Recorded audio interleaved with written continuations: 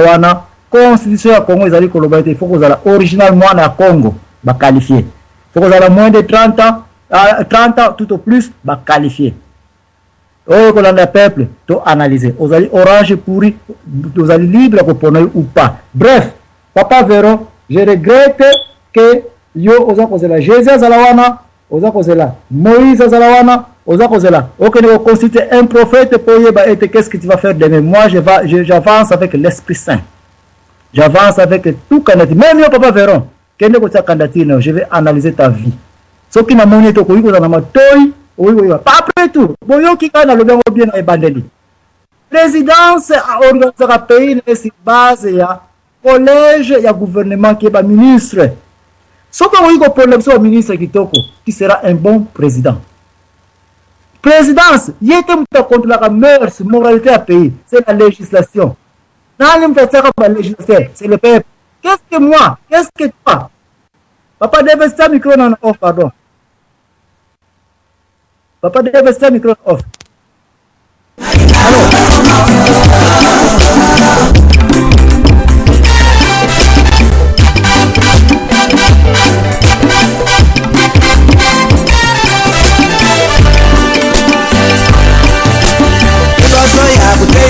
Bénédiction, bongi côté ya nano repentance. Ezali lokola moto sokoli maiten, azui mafuta apakolina lindo. Sukama bulelo. Merci. Sauf que ceux qui ont aussi si kuna koicho kotia micro na yo off ko baretu ezakoya ya mwana senga kibongo. Alors Papa Véron, merci. Mais ni kama suka na boya iko na rata iko yebisa yo. Oyo outa iko lobela concernant Papa Tshisekedi mtazali ko yapa ko tela biso droit de l'homme. Alors à ce niveau-là, naza ko yebisa yote, je ne sais pas Papa Tshisekedi selon par carrière à sala droit civil à sala ba droit na niveau ya université campus à Kinshasa to landa ba CV na ye. C'est qu'il est le premier Congolais d'avoir réussi ce diplôme-là avec honneur. Nous avons un respect na ye na ntina na yango. Ora biso tozali bana biso pelelo tokoli tokonti na ba niveau wana bango batendaki. Voilà pourquoi nous te kobangisa moninga te. Droit oyo Papa Tshisekedi azali koya nango, c'est à moi de dire publiquement à tout Congolais que c'est du mensonge pur et simple, c'est la démagogie politique. Constitution ya Congo signifie droit. Et Constitution Congo, oyo nyo satangi yango, je ne trouve pas un seul article oyo za na Constitution Congo oyo Papa Tshisekedi ou bien akoya kolongola ke ezali mabe. Mais akoyi koya na ye na Constitution ya sika te, mais akoyi ko modifier article aza na pouvoir nango te, mais il faut collaborer na les parlementaires après une révision bakoyi ko accepter ye. Mais le danger aza nango pour vous dire la vérité pesa ye message yango. Aussi longtemps que l'IDPS est en présent dans nombre de députés et cocatés dans la Chambre et l'Assemblée nationale, je ne crois pas que Papa Tshisekedi en cette date a mené campagne et que peut savoir faveur et que son nombre de voix est belé, n'est-ce qu'à peut perdre dans la Chambre et l'Assemblée nationale, que à lobby de Kamopé est sur place. Le vrai danger Papa Tshisekedi dans ceux qui va sénateur très sévère avec les députés, il sera un président presque sans pouvoir. Parce que ma camion ça recote ça au niveau de la législation, le pouvoir législatif, la première chambre à Sénat et qu'on a rejeté, la deuxième chambre à Sénat et qu'on a rejeté. Alors le pouvoir est vraiment très minime. Puis là, sauf un politicien qui a challengé, sinon que te belé baza ko yokana awa. Ce qui basa ça, je doute que 5 ko ka ba ko challengé. Alors na président n'est pas ya Papa Roger Mpakaza Mambu, bon on a besoin de Papa Véron et Papa Roger na président. Mbote mingi ndeko Zambwana, est-ce que nazoka na malamu? 5 sur 5. Ah oui, merci beaucoup. Na pesi pe ndeko Véron mbote ndenge bozoko swana wana. On a lingina kota un peu pour la dialogue te. Na bakisa pe moi likanisi nanga peut-être na kotia pe mobulu. Lokola ngana zakalanga muta mobulu. Yo moko lobi que bon, toko ko swana. Peut-être lobi to kuta na biso na Mbanza Ngungu to na Matadi to wapi tayari tolia kibamanga place moko na Karichaf bina na cité Kinkando bina Mpozo. Bon, d'accord. Là na chi parenthèse si je me mets ezali malamu ndenge o répondre pe na ndeko Véron en partie nazali tout à fait d'accord na yo parce que mingi baza na problème peut-être ceux qui yangona ezali peut-être de temps en temps démagogie ceux qui mutalobi état de droit. Mais qu'est-ce que c'est qu'un état de droit? Un état de droit ezali état oyo en principe ezali on peut sa primauté na loi, et la première des lois ou la loi des lois ezali constitution. Voilà nde siko tokokoma en place ozali. De deux, l'état de droit ekoki ezali na orientation ebele. Orientation ya malamu ezali oyo ke batie mibeko ndenge na mikili ya poto tozali na yango ozala nani nani muto, même théoriquement aza na possibilité ya kointenter action na justice contre même mokonzi moko boye soki amoni ke badroit na ye ezali lésé. Ça c'est de deux. État de droit ekoki mpe kosalema au profit des individus au lieu que esalema au profit de l'état, parce que l'état ezali première institution na kati na constitution. Alors sikoyo soki constitution wana to mibeko esalemi au profit de quelques individus, au profit d'un individu, c'est à ce moment-là tokomi na système arbitraire. Okomona que même na Congo, Congo ezali normalement na ndenge ya normal, ezali non état, mais ba loi ezomaka. Ba loi wana ezo servir nini quelques individus. Et bakoloba pe nous sommes dans un état de droit, na kanisi yango na boyokaka la mère mende alobaka non, nous sommes dans un état de droit démocratique ainsi de suite. Patati patata.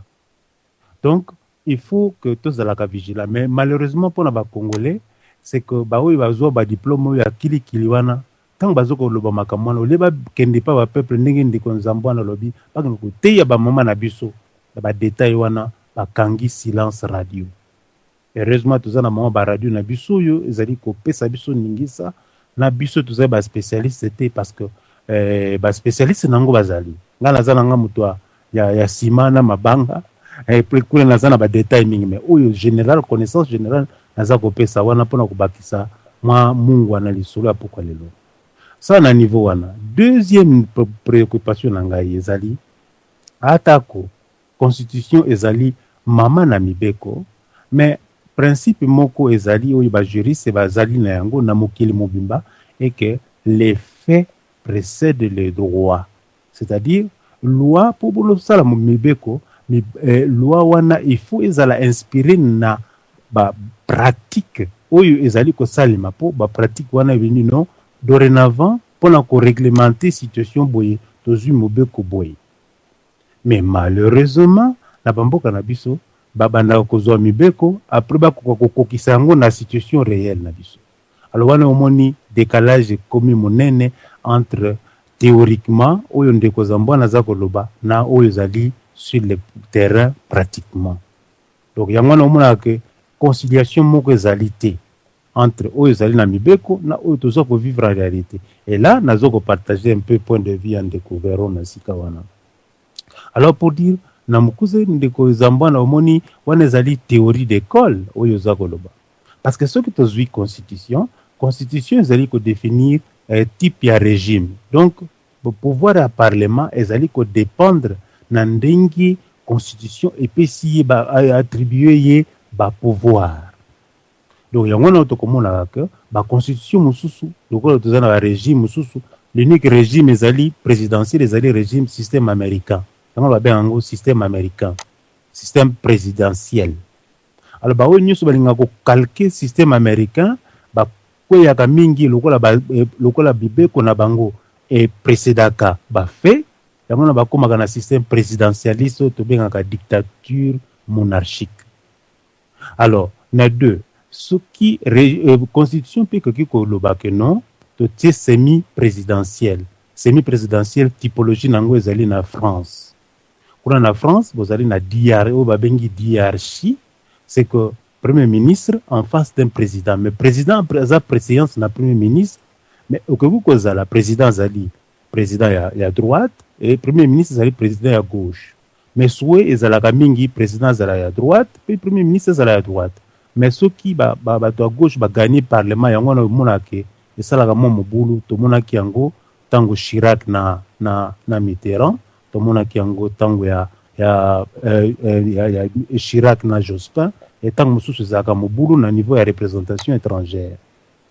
Alors le système mosusu etikali ezali système parlementaire, mais na kati ya système parlementaire wana tozali na ba orientation mibale. Parlementaire oui, mais na tendance ya exécutif.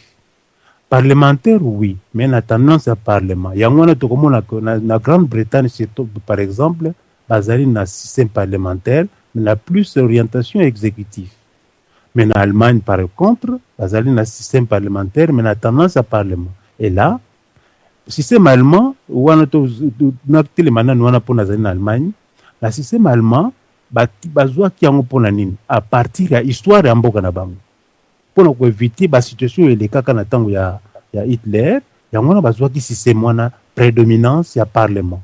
Donc parlement azali na préséance na même gouvernement linga ko sala matame pouvoir na ye kouta na parlement et wana na rejoindre yo. Wana vous allez tout à fait d'accord. Mais si ko to zwa si ko na Congo wana constitution wana ezoko prévoir régime nini? Régime na ndenge tozali nango sisoyo ezali régime semi-présidentiel. La régime semi-présidentiel wana okomona que premier ministre akoko bimane parti mususu, président parti mususu. Et mais wana bendaka souvent mindondo soki bat baza na culture politique te. Lokola biso kuna na Congo. Alors, sikoyo na système ya Congo, système nini ndenge ni tokoki ko sala pona makambo ebonga. Bon, na lingi côté ya expérience parce que expérience on a zéro bukana. Na lingi ko zonga na makambo kalate parce que yo pe olobi yango omoni papa Tshisekedi à un moment donné il a prouvé bien que mboka zayo ko kufa mentalité zayo pola mais tant papa Tshisekedi ba nomaki ba votaki na conférence nationale omonaki batu bango moko babandi ko zonga na normal. Donc ezoko senga mutu moko boye azali ko tosa mibeko ya mboka wana atosa mibeko atia mibeko mwa liboso po nete bato bazonga en ligne esenga yango minute mibale misato te mais soki boza na lingala kata donc komona ko sala ndenge na ye ba mutu nyonso ko yiba na ndenge na ye donc ba ko kipe yete yango na tomona yango na système Mobutu okoki ko yiba na yo na économie mais ko simba pouvoir te. Donc tant que ozoko piller mboka o saka pouvoir te donc mutu ko kipe azalité yango na ozoko na système voilà un peu le niveau de débat. Comme sous la ligne là, point où il place pour souka qui n'a pas Vernon, ils a dit il y a ange spécial. Effectivement, ceux qui ont insisté sur l'ange spécial, il y a au moins que Bissomoko Togi ko ça rappelle ba dictateur Bissomoko. N'ingen de gouvernement zoko lo bawana na gati to discuter ne mbala mingi na ba émission même ya Yemoko. Que tango bozoko bimisa mutu ndingi wana azako yoka yango azako koma pe dictateur na ndingi na parce que moni que sans ye mutu mususu azalité. D'autre part nazonge pande komboza mbwana na lobaki na kotia mobulu omona que olobaki non to lingi ba jeune mais quel jeune, mais il y a des jeunes plus vieux que les vieux parce que imaginez ndeko lokola kamita to azali baleki yo baleki to ko ayiko poussa na te so to bengi baleki. Mais tala makanisi ya kamita ya moyibi koleka ba mikolo aye kamita tolanda ki na Jeune Afrique pona zako senga ba bakisa pouvoir à président o ezaki na constitution zaki muke omoni makamandi ngona bo jeune yendingo donc Congo azali na pour le moment pona ngai na zamu na muto ba élection te pona yebi si mboka situation ezali na occupation mais pona ba we bazali ko ndima ba élection et sengeli bazwa ba stratégie pe na ndingona mais na soutenir na ndingona pona monopoliser parote pona lobi moi mingi. Merci na kozo. Merci ko verona ite so ba ndi kabo ko bakisa wana bende ko Davis na peso pe li baloba soko za ndindi. Bon ngana go bakiselo moi mukia avant makanise bunga pona bige desi va ko lo bandeli. Vraiment na apprécier d'abord ndeko na ngai Roger Paka na biloko ucho loba. Omoni mboka na biso ezana ba problème ebele. Moi je crois que système moko ezali na secret moko ezali ke biso moko d'abord biso moko attaque ba individu tomi bimisa na poisa trop. Omoni tomi bimisa na poisa pourquoi parce que disons que ceux qui ezalaki mboka moko tozo sala politique normale. Moi je crois que tozo na liberté ya koloba politique. Mais biso tozo na étape wana te. Siko étape na biso ezali ke tozo lokola mutu moko azokende ko yiba. Or que moyibi tanga kena ko yiba alingaka te ba yeba ndenge nini akokotela na ndako ya voisin